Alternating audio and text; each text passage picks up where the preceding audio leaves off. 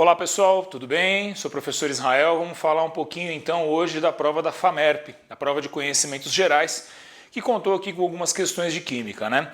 Falando aqui da composição da prova, nós tivemos uma prova bastante concentrada em fisicoquímica. Fisicoquímica compôs aí em torno de 60% da prova, a grande maioria foi o carro-chefe dessa prova, né?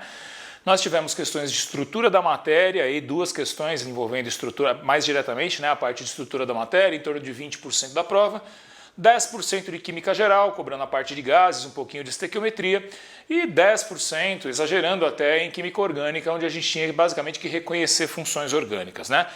Tivemos uma prova direta, tá? Os enunciados foram muito curtos, com baixa contextualização.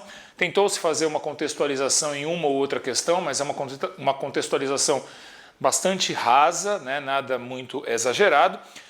Comentar rapidamente algumas das questões. A questão 51, que falava das lâmpadas, a questão que tratava aí dos modelos atômicos, né, a evolução dos modelos atômicos. A questão 52 tratava da parte de forças intermoleculares, né? Então, primeiro a candidata teria que entender que estava se falando aí de substância simples, para não confundir também com a alternativa que tinha o CO2, portanto era a alternativa que tinha o oxigênio, o O2, e a mudança de estado físico rompendo, nesse caso, de líquido para gás, as forças de interação intermolecular, tá? A questão 53 trabalhava aí com a parte de gases, envolvendo um pouquinho de estequiometria, uma questão bem tranquila. A 54 trabalhava com a ideia de condutibilidade elétrica de soluções e pH. O foco maior dessa questão era no fenômeno conhecido como hidrólise salina. Então, o candidato ou candidata deveria conhecer o conceito de hidrólise salina para responder essa questão. A 55, a questão 55, uma questão de pH, né? pH, pOH, misturava-se lá uma solução ácida, uma solução básica, calculava-se quem estava em excesso, né? íons H+, ou H-, e a partir disso a gente poderia chegar no valor do pH do sistema, considerando a soma dos volumes, né? A questão 56, uma questão de termoquímica, tratando especificamente da lei de Hess. A própria questão falava para resolver utilizando a lei de Hess. A questão 57, um equilíbrio iônico. Nessa questão 57, as afirmações aqui elas eram um pouco mal escritas, né? Nem tudo era muito preciso.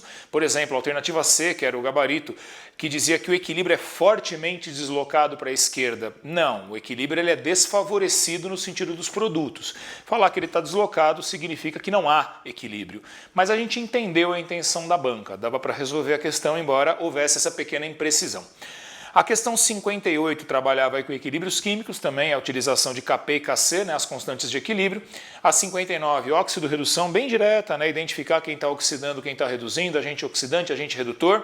E a 60, que é onde entrava um pouquinho de química orgânica, né, pedia-se qual dessas substâncias consumiria a menor quantidade de oxigênio. Uma outra observação, quando se fala a menor quantidade, a gente tem que pensar nesse caso em número de mols, porque se o candidato ou candidata interpretasse quantidade como massa, já teria problemas nessa questão, né?